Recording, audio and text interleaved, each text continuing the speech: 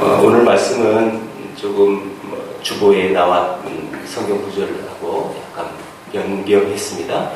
약간 말씀도 시간도 줄일 것이고 또 제가 보니까 새벽 예배 숫자보다 훨씬 더 적게 나왔습니다. 많이 힘드실 것 같은데 그래서 오늘 찬양 시간도 좀 줄였고요. 말씀도 조금 약간 줄이고 내일 새벽 예배에 지장 없도록 좀 속히 진행해 나갈 것입니다. 말씀 보겠습니다. 요한복음 19장입니다. 요한복음 19장 25절에서 26절 말씀입니다.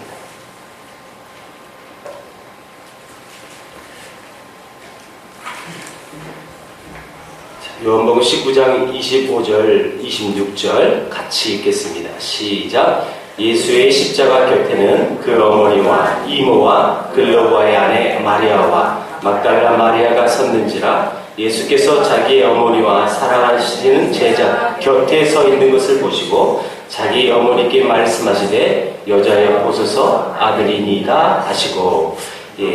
오늘 아침 새벽 예배는 그 앞에 성경 구절 보았고요. 오늘 25절, 26절을 보겠습니다.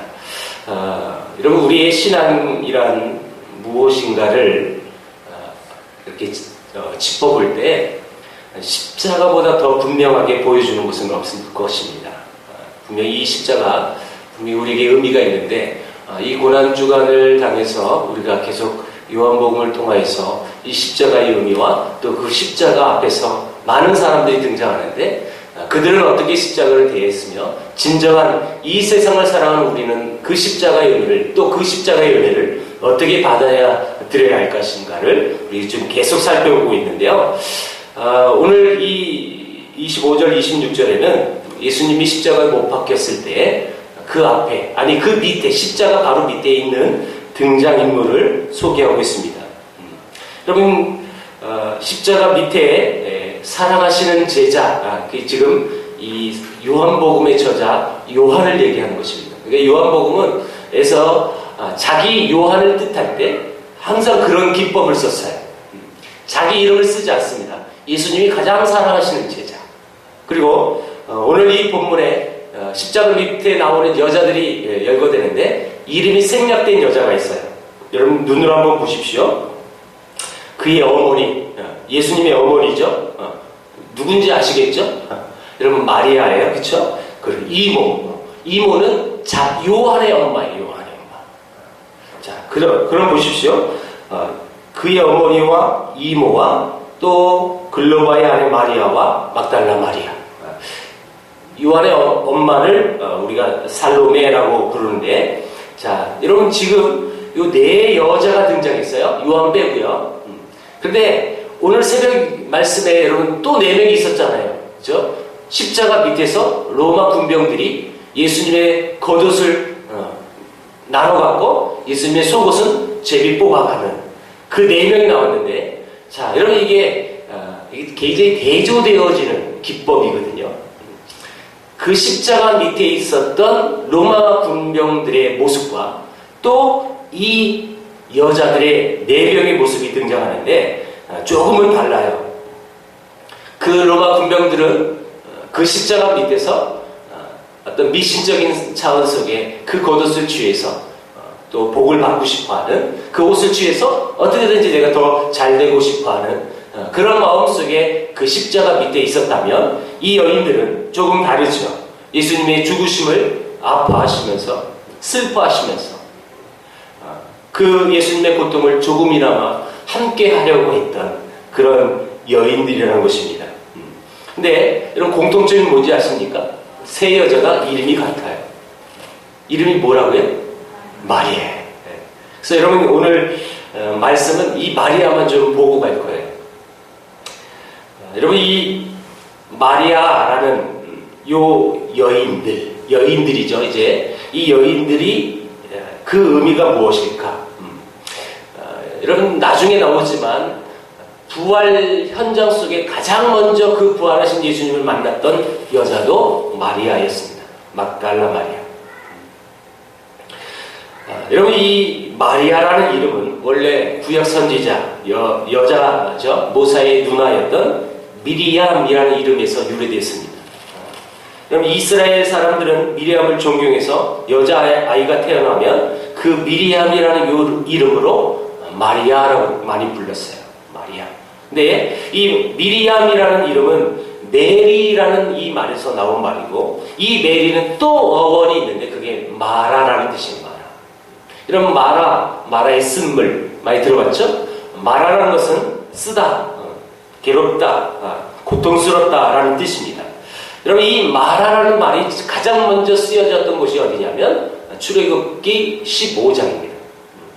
이스라엘 백성들이 홍해 앞에 가로막혀 있고 뒤에는 애국 군대가 쫓아올 때 하나님이 그 홍해를 열으시고 이스라엘 백성이 통과한 이후 그 홍해는 다시 닫혀서 애국 군인들이 다 수장되었던 모습을 보면서 여러분 찬송하죠? 그러면서 막 이제 하나님을 찬송하며 살아계신 하나님을 경험했지만 3일 동안 여정을 걸어갔는데 3일 동안 마실 물이 없었습니다.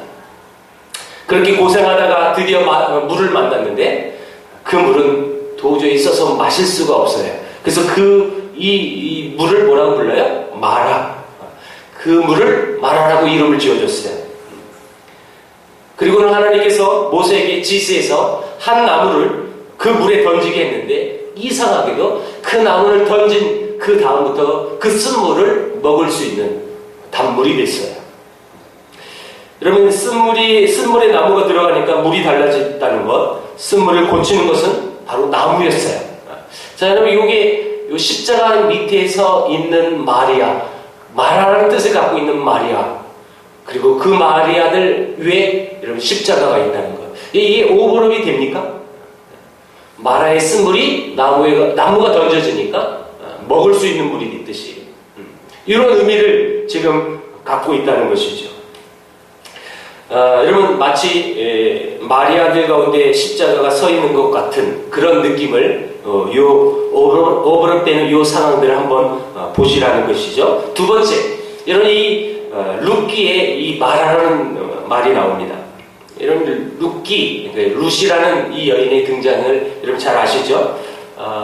베들레헴에서 남편 엘리멜렉과 또 부인 나오미는 심한 가뭄 때문에 두 아들 말룡과 기론을 데리고 어디로 갑니까? 모압 지방으로 가죠. 여러분, 이 이스라엘 백성들은 이방 지역으로 가서는 안 되는데 가뭄 때문에 갔다는 거예요. 이건 분명히 잘못된 행실이었습니다. 그리고 그들은 분명히 잘못된 영적인 타락한 모습을 보여줬는데 그 모압에서 여러분 남편 엘리멜렉은 죽고 그 다음에 나오미의 아들들은 할 수 없이 이제 모압 여인들과 결혼시켰는데 안타까운 것은 두 아들도 곧 죽었어요. 자식 아무것도 없어요. 남편 죽었죠? 아들 죽었어요. 이 나오미에는 아무 희망이 없었습니다. 여러분, 이 나오미의 마음은 분명히 아팠을 것입니다. 그래서 살 소망이 다 끊어진 상태로 며느리 룻과 함께 다시 고향으로 돌아와서 많은 사람들 앞에 나를 더 이상 나오미라고 부르지 마라. 나를 기쁨이라고 칭하지 말라. 그리고 이렇게 부르라고 해서 마라라고 불러라. 괴로움이라 칭하라. 이런 뜻이죠. 이는 전능자가 나를 심히 괴롭게 하셨다라는 의미 속에 나를 더 이상 나오미라고 부르지 말고 마라라 불러라. 하나님을 떠나 타락한 삶을 사는 인간에게 오는 것은 분명 쓰디쓴 괴로움밖에 없다는 것을 잘 보여주는 장면입니다. 이것이 지금 십자가 곁에 서 있는 이 여인들의 이름 속에 담겨있는 원래 이름의 뜻이라는 거죠. 모두 마리아, 마라라는 뜻을 갖고 있는 여인들이라는 것입니다. 여러분, 나오미 집에 나중에 어떻게 회복됩니까? 남편과 두 아들이 죽고 이제 손자도 없어서 아무것도 없어요. 근데 자기 며느리 룻은 어머니의 하나님을 섬기겠다라고 함께 따라왔어요. 그래서 이 룻은 그때 은혜를 받죠. 보아스라는 사람을 만나게 됐고 그 보아스를 통해서 여러분 오벳이라는 아들을 낳게 됩니다. 여러분, 이 오벳이 나중에 다윗의 할아버지가 되는 거고요. 그리고 그 혈통 속에 예수님이 출생하십니다. 여러분, 이 오벳을 얻었을 때 여러분 이 나오미는 기뻐 뛰었습니다. 찬송할지로다 이는 내 생명의 회복자로다. 여러분 얼마나 기뻐했을까요?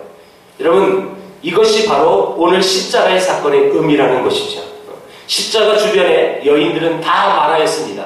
고통 속에 있는 사람들이었습니다. 그런데 그 고통 속에 십자가는 그들에게 희망을 주는 것이고 그들에게 새로운 생명을 준다는 것입니다. 이게 십자가의 의미입니다. 그리고 세 번째 이 마라가 나온 곳이 어디냐면 누가복음 2장입니다.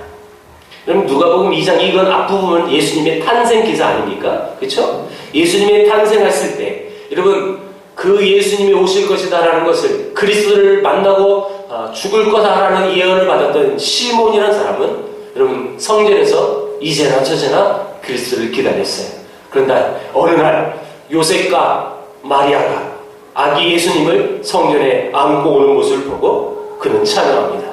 하나님께 높이 찬양합니다. 여러분 요것만 우리가 살펴볼게요. 누가복음 2장입니다. 성경 찾아보세요. 2장 34절 34절 34절 35절 자 여러분 우리 같이 읽어봅니다. 아기 예수님을 만났던 시몬이 찬양했던 가사입니다. 시작. 시몬이 그들에게 축복하고 그의 어머니 마리아에게 말하여 이르되 보라 이는 이스라엘 중 많은 사람을 해하거나 흥하게 하며 비방을 받는 표적이 되기 위하여 세움을 받았고 또 칼이 내 마음을 찌르듯 하리니 이는 여러 사람의 마음의 생각을 드러내려 함이니라 하더라. 여러분 지금 멋있게 하나님은 그 찬양한 것 같지만 여러분 이 말을 자세히 보십시오. 이 아기가 나중에 칼이 네 마음을 찌르듯 하리라 라고 예언을 하는 거예요. 여러분 굉장히 어울리지 않는 말이죠. 쉽게 얘기할까요? 제가요 우리 교회 아기가 태어나서 그 집에 신방 갔어요.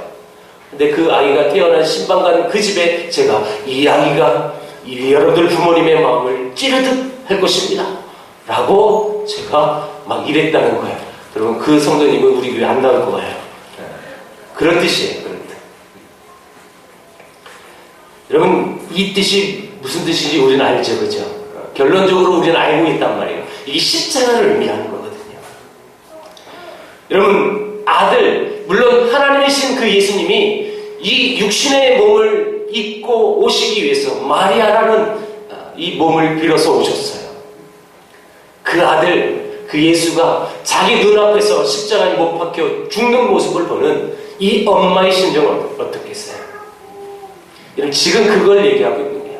시몬이 네 마음을 찌르게 것이다. 아기 예수 그리스도를 보면서 그런 말씀을 했다는 거죠. 여러분 십자가의 곁에 마리아의 마음이 바로 이 고통과 슬픔, 그 슬픔의 마라였다는 것이죠. 사랑하는 성도 여러분, 이것이 또한 우리들의 모습이기도 합니다. 과거에 우리들은 나오미처럼 마라였었고 고통 중에 있는 자였고 절망 중에 있는 자였습니다. 축복보다는 슬픔과 인생의 쓴맛에 고통스러워하는 사람들이었습니다. 그래서 우리에게 남은 것은 심판밖에 남지 않았고 절망과 저주만 가득한 인생처럼 보였습니다. 오죽하면 자신의 이름을 마라, 희망이 없고 고통만 슬픔만 있는 저주받은 인생이라고 생각했을까요? 그런 우리들에게 생명을 주는 것이 바로 십자가인 것입니다. 찬양을 주는 것이 바로 십자가인 것입니다. 마라 같은 인생들을 불러서 생명을 주시고 찬양을 주시는 그것이 바로 십자가의 은혜인 것입니다. 그래서 우리는 반드시 우리가 죽을 때까지, 아니 주님 다시 오실 때까지 우리가 바라봐야 할 것은 바로 이 구원의 십자가일 것입니다. 이 본문을 보면 십자가 곁에는 마라만 있었어요. 고통 중에 있는 사람들이 주님을 둘러싸고 있었어요. 그들은 절망과 슬픔만 갖고 있었습니다. 그들의 앞날에는 분명히 기쁨이 없었어요. 희망이 없었고요. 절망과 어둠밖에 없었습니다. 생명도 없었고 소망도 없었습니다. 그들에게 남은 건 쓰라린 고통밖에 없었습니다. 그래서 십자가 밑에 있는 사람들의 이름이 한결같이 마라라는 뜻을 갖고 있는 마리아들이었다는 것이죠.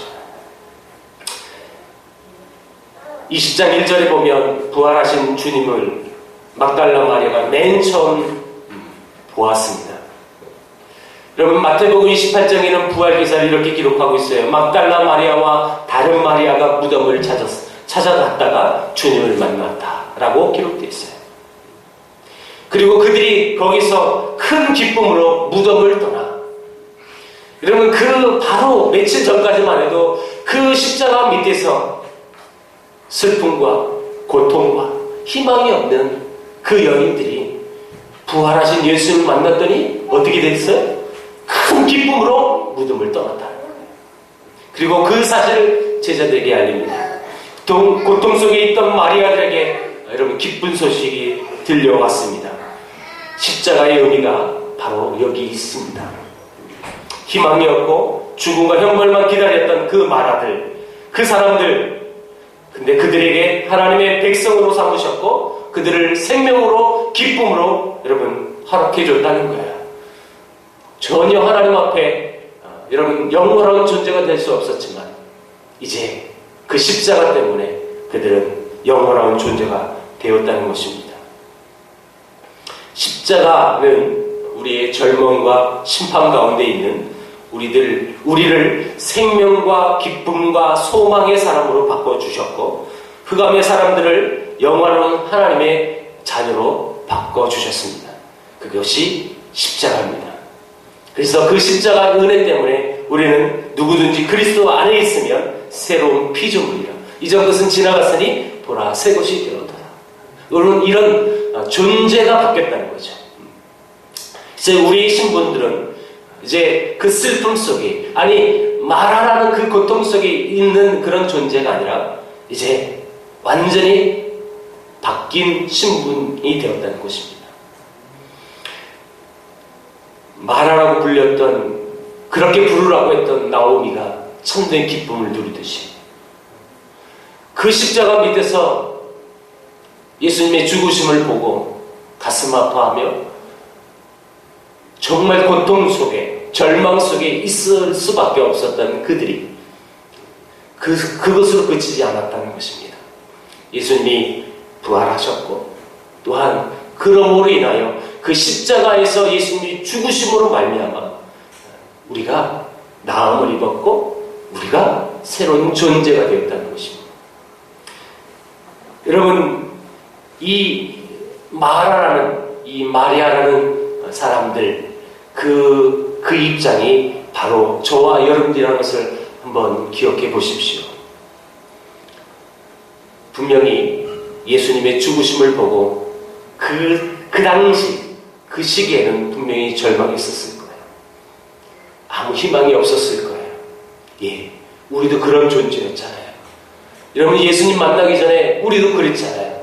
아무 희망 없이, 아무 소망 없이 살아갈 수밖에 없는 우리 존재를 그 십자가의 그 구속의 은혜가 내 마음속에 다가왔을 때 2000년 전에 그냥 세상 속에서 성인이라고 불리는 예수라는 사람이 그냥 있었다더라, 죽었다더라, 그것이 아니라 내 마음속에 그대로 여러분 믿겨졌고 또 그 예수님이 내게 다가왔을 때 여러분 이제 우리는 절망의 사람이 아니라 정말 슬픔 속에만 살아가는 사람들이 아니라 완전히 인생이 바뀌었다는 것입니다. 우리도 똑같은 존재예요. 여러분, 주 안에 있는 생명과 기쁨과 영광을 나의 것으로 바라보십시오. 여러분, 그것이 십자가의 의미입니다. 그 예전에는 그 예수님을 몰랐을 땐 여러분 생명과 기쁨과 영광의 그 놀라운 이런 은혜를 발견하지 못했는데 이제 예수 그리스도께서 내 죄 때문에, 다른 사람 아니에요, 내 죄 때문에 십자가에 못 박혀 죽으셨던 그 십자가의 의미를 바로 알았을 때는 이제 그 예수님이 가졌던 영광, 그 기쁨, 생명 그 자체가 이제 나의 기쁨이 되는 거예요. 이게 십자가의 의미라는 것입니다. 십자가에서 예수님은 나를 위해 피를 흘리시고 그 피로 값주고 여러분들을 사셨습니다. 여러분, 그 은혜가 우리에게 넘치는데 이 짧은 이 한 주간, 고난 주간 새벽 예배하는 것조차도 얼마나 힘들지. 그렇지 않습니까?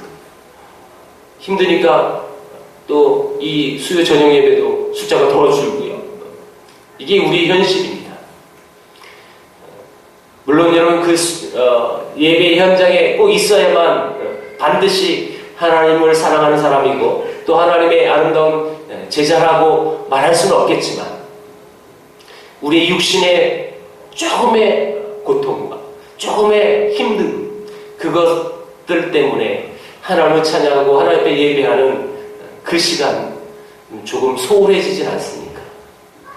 십자가의 의미를 바로 알고 남은 이 며칠 동안의 이 고난 주간 이런 기쁨으로 내 육신의 힘듦을 이런 뛰어넘는 참된 가치와 또 참된 평안과 참된 기쁨을 막 마지막까지 누릴 수 있는, 그래서 그 부활의 예수님 만났을 때 마음껏 찬양했던 그 여인들처럼 여러분 마음껏 주를 깊이 묵상하며 또한 그 주님의 사랑에 더욱더 찬양하고 또 기도할 수 있는 한 주간 되길 주의 이름으로 축원드립니다. 기도하겠습니다.